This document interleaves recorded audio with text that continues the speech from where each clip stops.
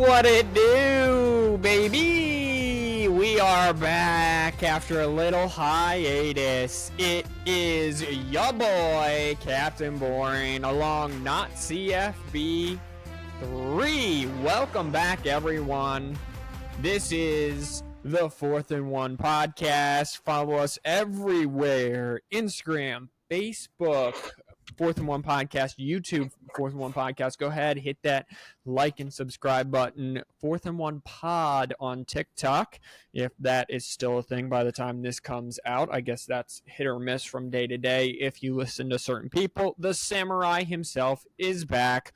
What it do? What is up? College football's over. The NFL is over. NASCAR just started. Baseball, spring training. Let's go. Bob's pumped up about NASCAR being back. He's a big stock car guy, right?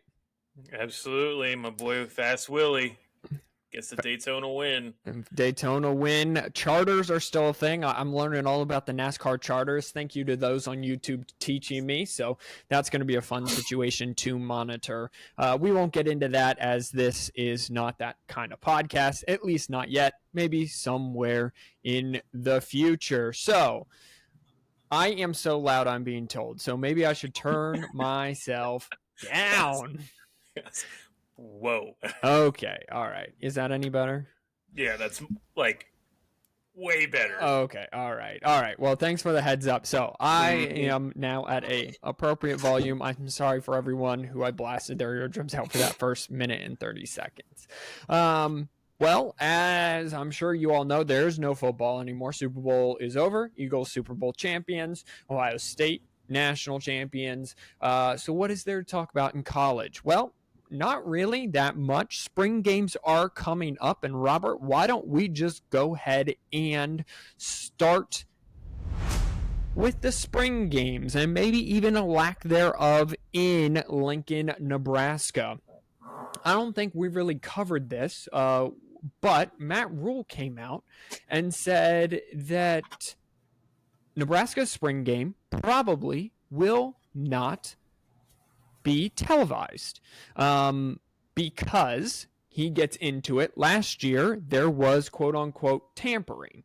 Now, Matt Rule says there's no such thing in tampering in college football. It is just open market for everyone. But he doesn't want the kids to be put on a showcase and show their skills just for other teams to say, well, I would like to go out and get that running back. I would like to go out and get that wide receiver from Nebraska and have their boosters offer them more money to play for other schools, as he says it happened last year. Robert, I'll just turn this over to you. Your thoughts on this?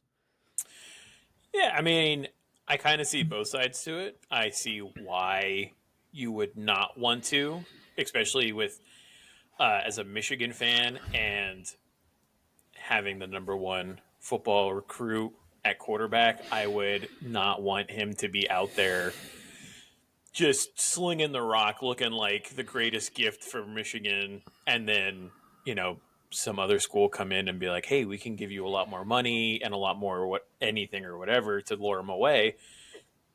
But I also, as a fan, would want to see what our program and NIL money is going towards. Like, are we making the right moves, and how is this team possibly going to look?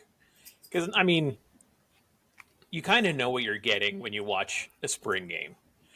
Like, we knew, okay, Donovan Edwards is going to run, Khalil Mullings, like, you know, we knew those guys. But there was a lot of guys who don't get a lot of time where it's like, oh, who's this? That was what, Peyton? Who's wide receiver? Peyton O'Leary. And I remember when he had an excellent spring game, and we were like, oh, this guy might be. And we didn't really see too much of him throughout the season, but those are times for like them to shine. I also think it's just more of like a spectacle and money getter sometimes. Yeah. For sure.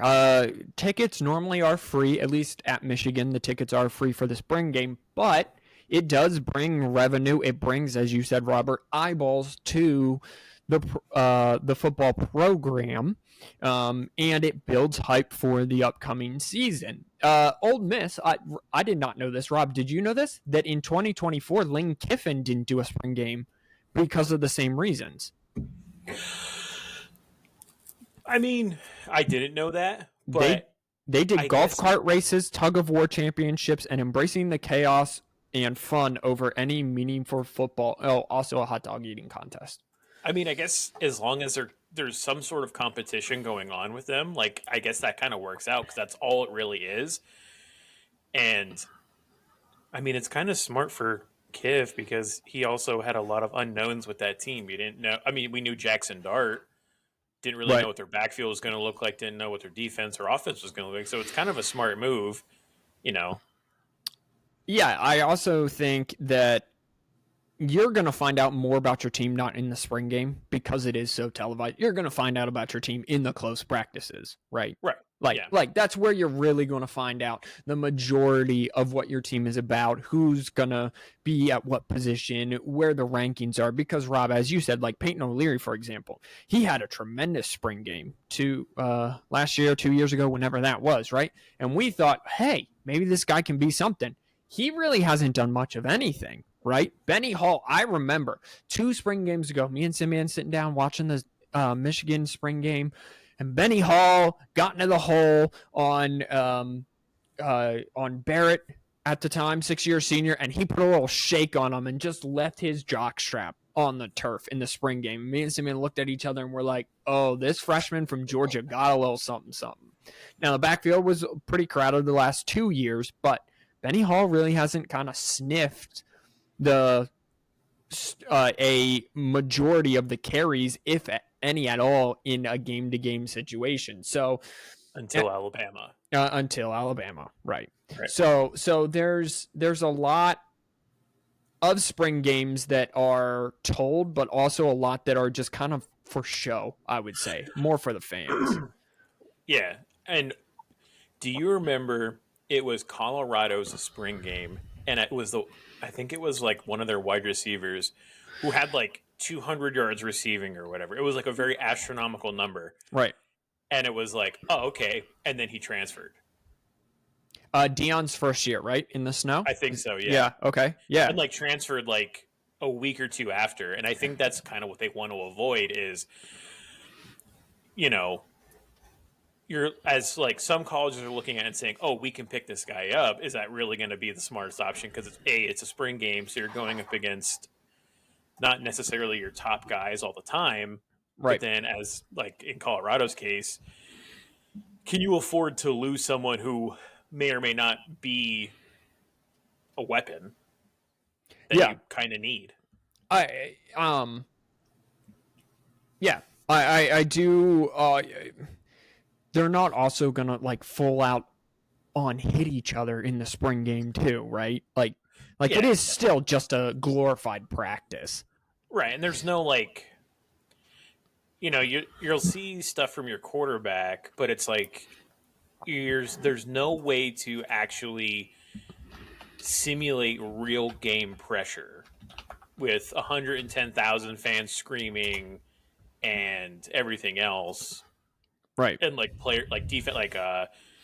defensive players from Ohio State blitzing. Like you can't prepare really. You can get close, but you can't actually simulate it. So everyone is talking about how the NBA All-Star game sucks and how the Pro Bowl game sucks, right? And so they're thinking about ways to change it. Do the spring game format need to change, or is this just something like, would you like to see it go away completely?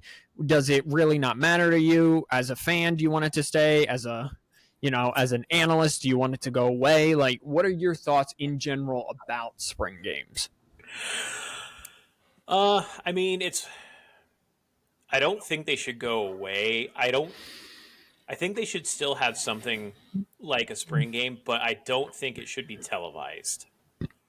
Okay. I think it should be something that, because like you said, it's a glorified practice, and it's just like a more full speed practice. But like, it doesn't really need to be televised. It doesn't need all the hoopla behind it. Is it good to watch it? Yeah, because you're craving college football for 3 or 4 months. and it's kind of just like that little layover until we get to the season. But I mean, they could go, and if the college themselves wants to video it and do it like on their own social media kind of thing, then it's like, yeah, sure, whatever. But I don't think ESPN should be like, oh, at 2:00 we have the Clemson spring game, and then at 4 we have this spring game, and it's like, it's just a spring game. And I get it. It's also the dead period for ESPN too. Like, Yeah. Everything kind of comes to a close for the winter sports. So Yeah, and I mean basketball, is going down, kind of heading down the home stretch at that point in time. But really, the pull of sports watching in the United States of America through and through is the NFL and then college football, and the gap is closing to almost be essentially one and the same. So ESPN, Fox, whoever, right? Fox had Michigan's last year. They had Ohio State's last year. And I'm assuming that's going to continue since they have the rights to the Big Ten. They're just like, they're not going to stop televising it because it is money makers and people do. Yeah, you get viewership from it. Right. All right. So that is all that needs to be said about that. So again, we are just kind of here messing around, getting back into the flow of it. We really aren't going to have structure up until, well, probably this summer anyway. The episodes will kind of come and go. We're really doing this for content to kind of keep up because we've had some. What are you doing? I wanted to see what it looked like on camera. That's funny. Bro let his intrusive thoughts take over. That's just what happened there. Yeah. We're doing this basically for content. Thank you all so much for following. Go ahead and hit that like, subscribe, follow button if you're on the socials. Follow along. Let's have some fun. Drop questions down below in the comment section you want us to answer. Drop a game or something you want us to analyze, videos, clips, whatever it may be. If you heard something in your algorithm, let us know down below and we'll talk about it because, like it said, it's a dead period. So what Robert decided he wanted to come up with and do for one of these episodes is take a look at the way too early, top 25 heading into the 2025 season. ESPN dropped this at 11:09, so that was about 45 minutes after the national championship ended. They do that every year. This is not unusual. And what he would like to do, at least because we are in the off season, we're going to go through every top 25 team, way too early top 25, and we are going to name the best player and argue over it, I'm sure, from every team of all time. Not go on the current team going into the season. That might be a later episode, kind of getting us through the summer, but this is way too early top 25 best player from each team all time. And I'm going to hit the transition button. Rob, we're going to start at 1. And if we want to argue over how they're ranked in not too early top 25, we can, but that's kind of pointless. And I'll let you have the first crack, okay? We'll just go kind of every other. How about that? You got it. All right. So you're going to get us started. ESPN has the Ohio State Buckeyes as the number 1 overall team of way too early top 25. I disagree with that. But who is the best player in your mind all time for the Ohio State Buckeyes? For Ohio State, Ohio State's kind of like a tough one because I think they've had a bunch of very good ones. It's gonna be a very unpopular one. Okay. I'm gonna go with Maurice Clarett. Okay. All right. At running back. Okay. All right. That's not bad. Is he the most productive? Because you could also say I think Jackson Smith and Jigba. He has the touchdown record, I think, at Ohio State. Yeah, it's what I mean.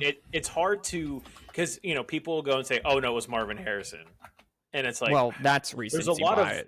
Right. There's a lot of older players at Ohio State that were very good. I mean, I'm looking up Maurice Clarett's stats because if I'm being completely honest, I have no idea what they are. Well, I don't really know either. Well, I'm about to tell you here. Oh, wait, no. It wouldn't be Maurice Claret. He only played one Well, no, that's not right. That can't be right. I want to get his name right. Archie Griffin. No, not Archie Griffin. That's even worse. Yeah, Archie Griffin. That's who I was thinking. Archie Griffin. All right. Yeah. You type in Arch and immediately Manning comes up, right? Yeah. All right. That's who I would go as probably the best. He is a two-time All-American, the 1974 Heisman and the 1975 Heisman. Yeah. He's the only back-to-back Heisman winner. Is that right? I think so. Or the two-time Heisman winner. He finished with 5,100 yards and only 25 total touchdowns. 26 total touchdowns, excuse me.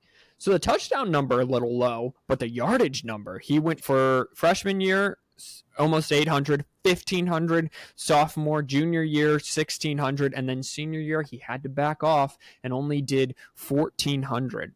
1,357 and 4 touchdowns. I'm not sure why I wonder who in 1975 those other Heisman candidates were and what their stats were. Because he only had 4 touchdowns and 1,357. So I wonder, like the year previous, I see it 16, 20, and 12 touchdowns. Very nice, especially in 1974.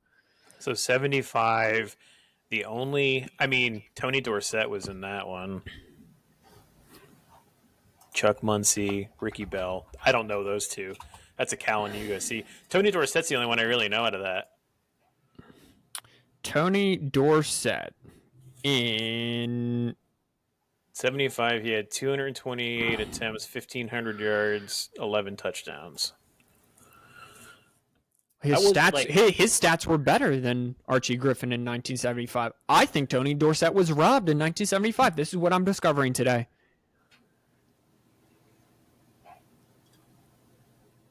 Because in 1975, Archie Griffin had 1,357 and 4 touchdowns.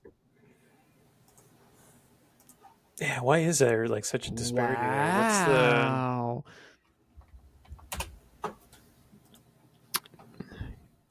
there?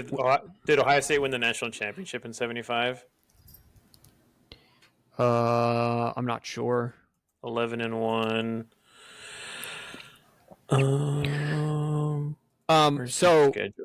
So Tony Dorsett wasn't even second. He was 4th in the Heisman voting. Now, Tony Dorsett did win it the following year when he went for 1948 and 21 touchdowns. The following year, much deserved in 1976. But in 1975, he wasn't even second to Archie Griffin. He was 4th in Heisman. So they lost to UCLA. Who did? Ohio State? Ohio State in the 1976 Rose Bowl. So, no, they weren't national champion. Who was the 1975 national champion? I'm looking it up.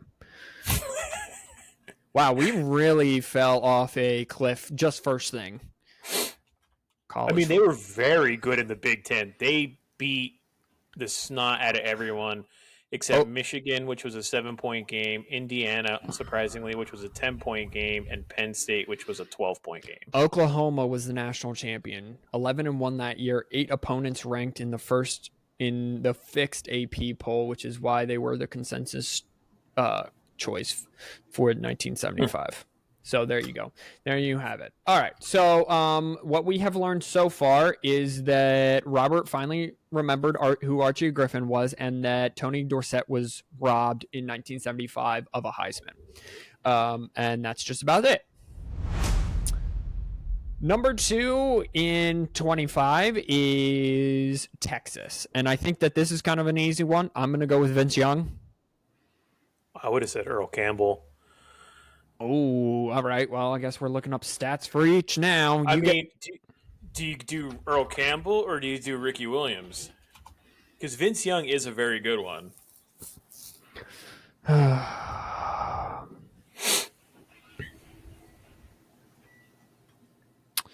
National Football League, NCAA football. All right. So Vince Young played 2 years, and he totaled 38 touchdowns through the air. Dude had 26 in 2 seasons, 26 touchdowns on the ground and over 2,000 yards. 1,000-yard rusher each season in 04 and 05. And he has the national. The thing with him is he has the national championship. I don't know. Does Ricky Williams have a national championship at Texas? That's a good question. I'm gonna say no. I'm gonna say no.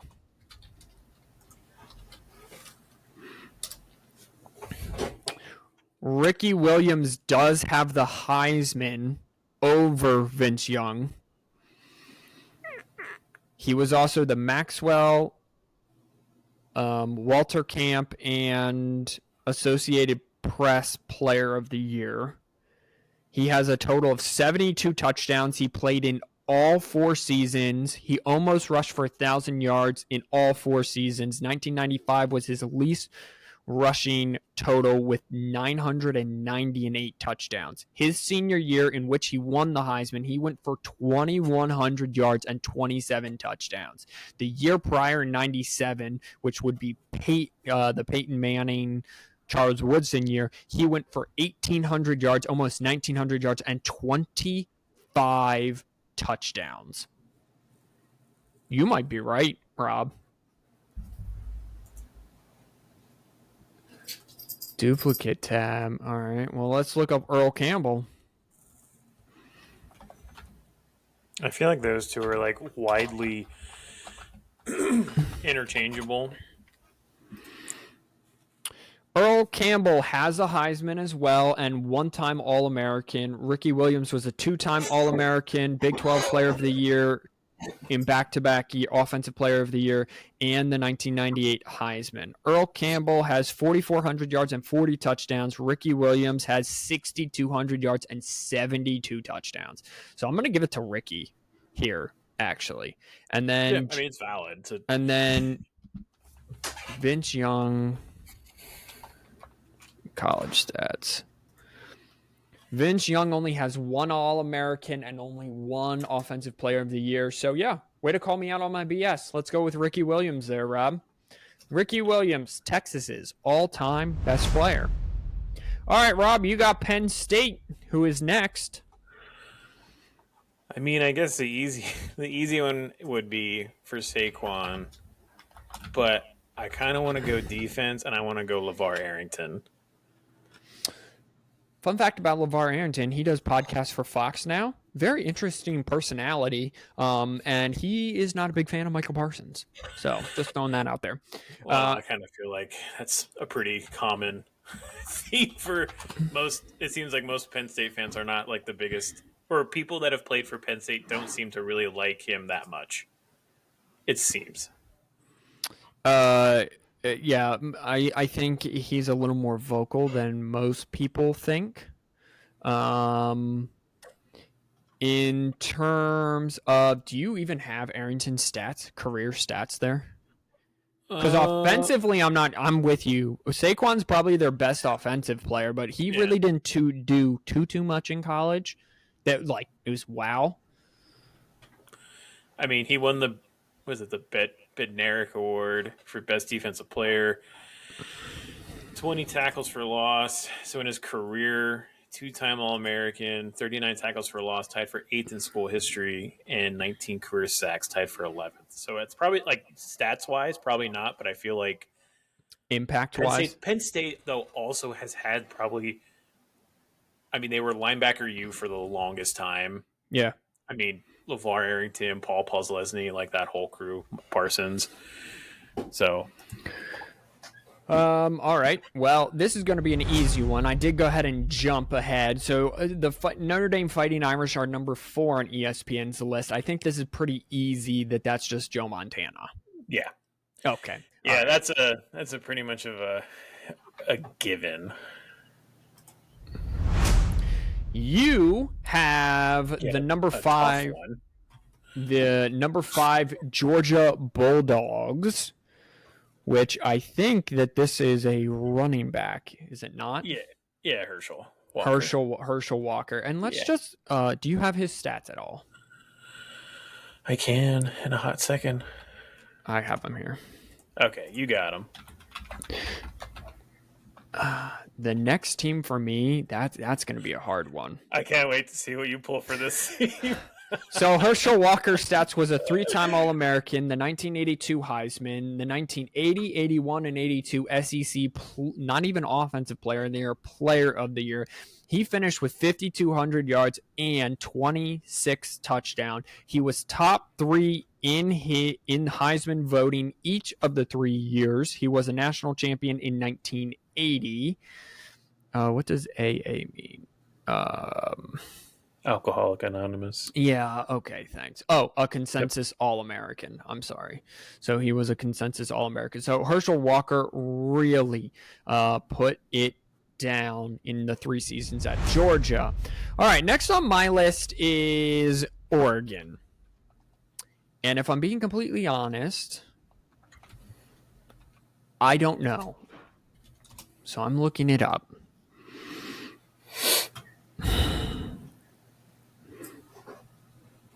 Dan Fouts is in there. I would go either Marcus has got to be in there just because he won a Heisman. Yeah. But like that's let's look up Dan Fouts' stats.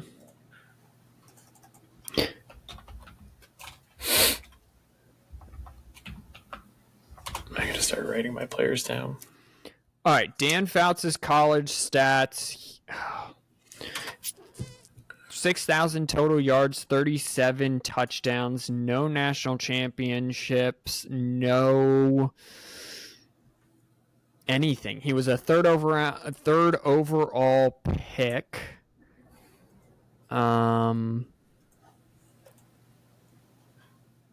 Marcus, I think I have to give it to Marcus Mariota.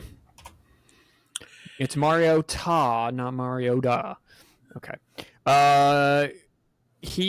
Marcus Mariota threw for almost double the yardage, 10,000 yards and 105 touchdowns. In his junior year, he won the Heisman. The Maxwell was the consensus All-American and the Walter Camp winner.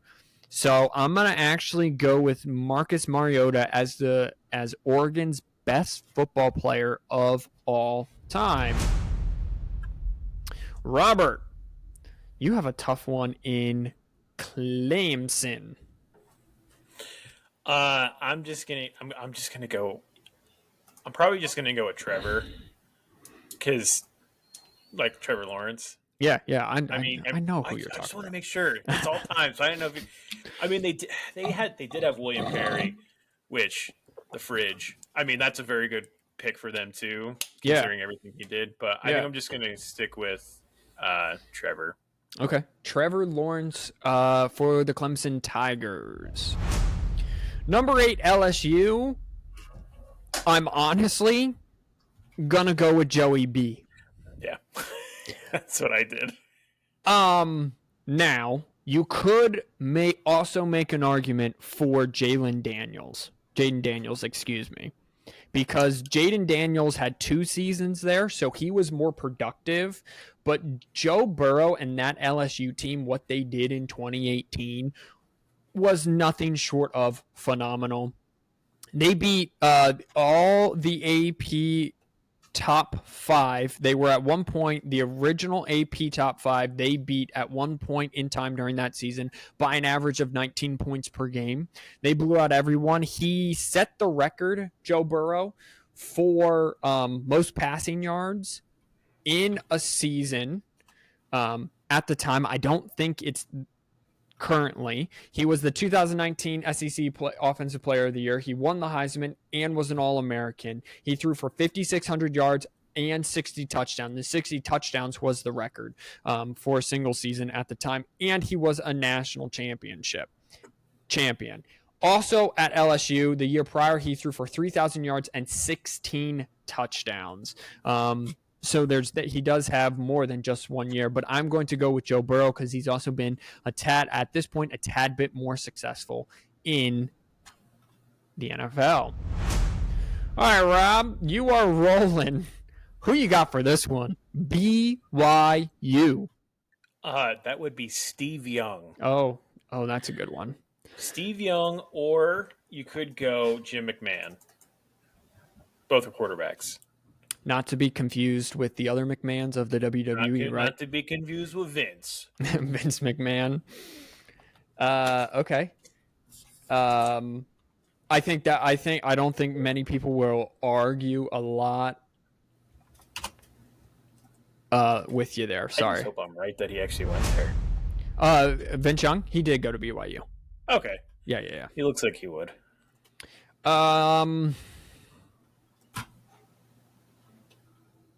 Oh, well, this might be an easy one, and I did not know this at all. I have South Carolina. South Carolina comes in at number 10 on Not Too Early Top 25. But I think the best, well, maybe not.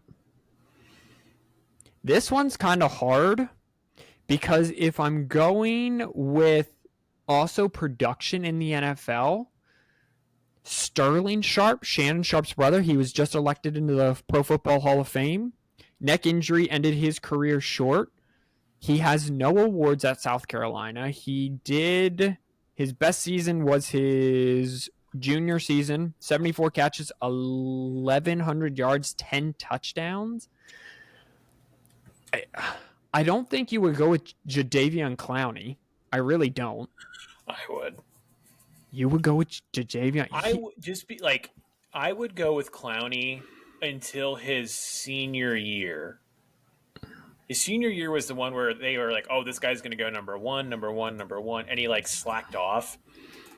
But I think it was his was it his sophomore and his junior year? He was like, well, let me look it up. Why did it take me to that page? Okay. Right off the bat, Jadeveon Clowney was a one-time All-American. He had 8 sacks his freshman year. His sophomore year, he had 13 sacks and 6th in the Heisman and was an All-American.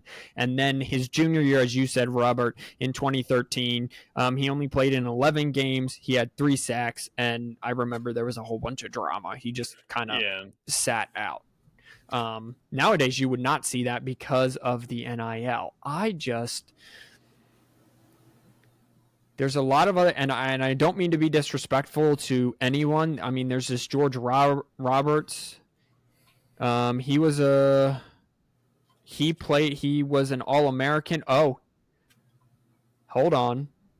George Rogers did win a Heisman for South Carolina. He was the 1980 Heisman winner and an All-American. He was 7th in the Heisman the year before. He has 5,000 total yards and 31 touchdowns. It might be George Rogers. I'm going to go in terms of impact, though. I'm going to probably side with you, Rob, and go Jadeveon Clowney. Just because he kind of really jump-started things for them. However, George Rogers did have a really good career for the Gamecocks. Alrighty. Iowa State Cyclones roll in at number 11. Who you got for them? Iowa State? Yeah. I did Brock Purdy. Okay. Because I don't really know anyone else that went to Iowa State that even was in the NFL that was kind of made that big of a difference where Purdy was okay at Iowa State, but then obviously took a team to the Super Bowl. That's all I got. All right, so you just got Purdy, and it's not a bad one. The next one, I have an embarrassment of riches and have to narrow it down because I get the number 12 Alabama Crimson Tide. Yeah, let's hear this one. I don't even know where to start. First of all, do you go with kind of Julio Jones? Do you go? Derek Thomas is on that list. Derrick Henry ran for 2,000 yards. He was a stud and won a Heisman. Devontae Smith won a Heisman for them. Bryce Young won a Heisman for them. Bart Starr played quarterback for them. Do you go with Nick Saban and just say Nick Saban? The coach, Tua, Sean Alexander played there. Ozzie Newsome played there. Like, I don't even know where to start with this. Yeah, I wish I had that problem. Okay, so this is Saturday Down South. Let's see who they have. They have Derek Thomas, RIP. Apparently he's dead. Did not know that. In 4 breathless seasons, Thomas set a Bama record with 52 sacks and 28 tackles for losses. Thomas's iconic 1988 season featured an absurd program record 27 sacks as he captured the Butkus Award and was named an All-American.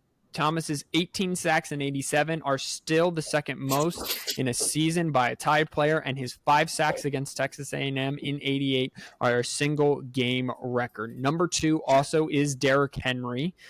He has 3,500 total yards. He set an SEC record with 22 in his Heisman winning 2015 that ended in 28 rushing touchdowns, the Heisman, the Maxwell, the Doak, the Walter Camp, and a national championship.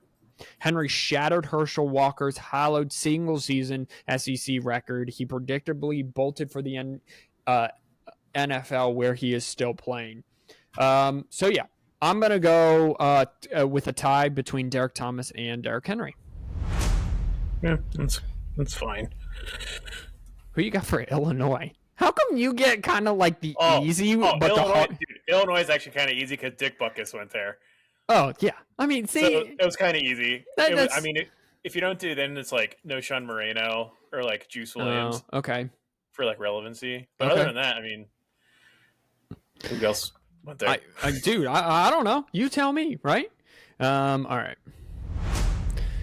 Okay, I have Arizona State.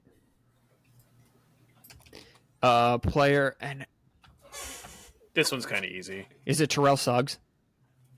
Okay, well, I guess it might not be as easy as what I thought. Because he did go there. Terrell Suggs did go there. Yeah. Eric Allen also went there. Who are you thinking of? I would have said Jake Plummer. All right. Let's do it. But I guess it just depends on who you want to get. Like, I don't know. Let's look it up. Let's give the people what they want, which is not this game. People have so Jake Plummer was the 1996 Pac-12 Offensive Player of the Year. He was 3rd in the Heisman in 96. He has 8,600 total yards and 64 touchdowns. And then let's look up, because Terrell, I think, had an absurd season, I'm pretty sure, like his senior year. He was the one-time All-American and the 2002 Defensive Player of the Year. He did not play as a sophomore. As a junior,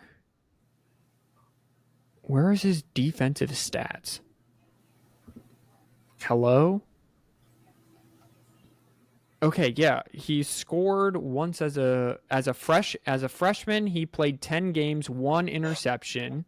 He was the Nagurski winner in 2002 and an All-American in 2002. Can I actually have... All right, back up then. Terrell Suggs college stats. Terrell Suggs finished his career with 163 tackles, including a school career record of 65.5 tackles for losses, 44 quarterback sacks in 2 seasons, 14 forced fumbles, 3 fumbles recovery, 2 interceptions, 9 passes deflected. He set a single season record with 24 sacks in 2002. Terrell Suggs is my answer. Not a bad one. The SMU Mustangs. They didn't have a program for a long time, so No, they didn't. But so you can either go Eric Dickerson or the man that the award is named after, and that would be Mr. Doak Walker himself. So I would kind of say Doak Walker since he has an award after him. that's fair. That's fair, and I think more than fair. Absolutely. And Eric Dickerson only went there because they gave him a Cadillac, so. Fair enough. And essentially caused a death penalty. So. and essentially was their downfall there. And now it's all legal in 2024. Yeah. Kansas State. I am going to say, because I know nobody else who goes here. Oh, Kansas. I was looking. I was like, there was only one person I knew on Kansas State that was like decent. Dylan Sproles. Yes, Darren Sproles. Yes, that was the only one. I didn't know a single other player. Yeah. So I'm gonna roll with him. I do want to look up his college stats though. Darren Sproles. His junior season was his best season by far. Almost 2,000 yards and 16 touchdowns. He was fifth in the Heisman. He rushed for a career 49, 79, 45 touchdowns. He added another 609 and 2 touchdowns through the air to finish with 55, 88, and 47 total yards and touchdowns there. So Dylan Sproles is my answer for Kansas State. If anyone knows any other Wildcats, let me know. All right, you got number 17, the Indiana Hoosiers. I took Antoine Randall L. I'm a Steelers fan, so that was my. That's a good one. I'm not sure that. Do you know any other Indiana Hoosiers? No. Yeah. All right. Apparently, they had a really good running back. Something Thompson. Something Thompson. That's very helpful. It's. I'm looking it up. Sorry. Antoine Randall L. Anthony Thompson. Yes. Apparently, he was really good. All right. Trent Green also went there. How dare you leave out Nate Sudfeld? How dare? Oh, I am so sorry. How dare you, sir? All right. Number 18, the Florida Gators. This is pretty easy for me. This is Tim Tebow. Yeah. This is Tim. Not Aaron Hernandez? Not Aaron Hernandez? No. This is easy money. Tim Tebow. Some people, I guess you could also say, who's that coach? Not Sunshine. Who's that coach? That's Steve Spurrier. He also won the Heisman there for Florida, but I'm going to say that it's Tim Tebow because what he did for that program in 4 years. Outstanding. Layup time. Another layup time. Yeah, go ahead. Oh, we're gonna get back-to-back layups here. All right, the Tennessee Volunteers are 19. Peyton Manning. Another layup here. Number 20, Louisville Cardinals, Lamar Jackson. That's just super easy. And then you get it.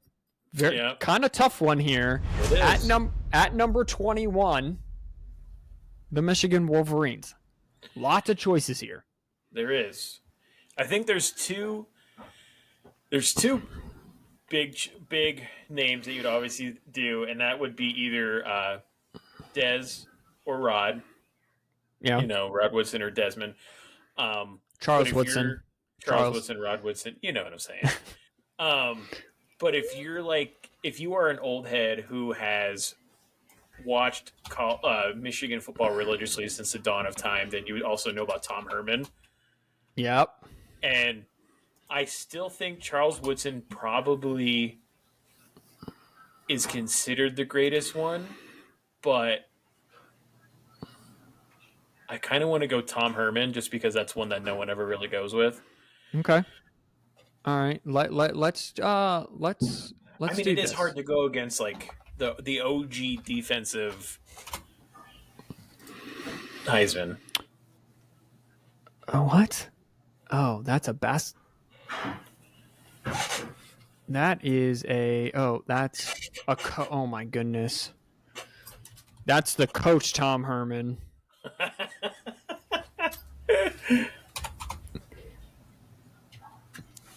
Tom Harmon, not Herman. Sorry. No, that's fine. He is a two-time All-American and the 1940 Heisman winner. The stats are. He was actually second in the Heisman in 1939 and an All-American. In 1940, he was first in the Heisman, Maxwell, and an All-American winner. So not a bad one there. I just want to see Charles Woodson college stats here, just real quick. He was a one-time All-American, 1997 Heisman, and the Defensive Player of the Year in 1997. He also won the Nagurski, the Bednarik, and the Walter Camp in 1997. So, you know what? I'm not going to argue with you there. I think that's another one of those 6 in one hand, half dozen in the other. Yep. It kind of just depends on, I think, if you are alive and know Tom Harmon, like that whole thing, then you probably appreciate that more compared to someone who lived through Woodson. Absolutely. Absolutely. All right.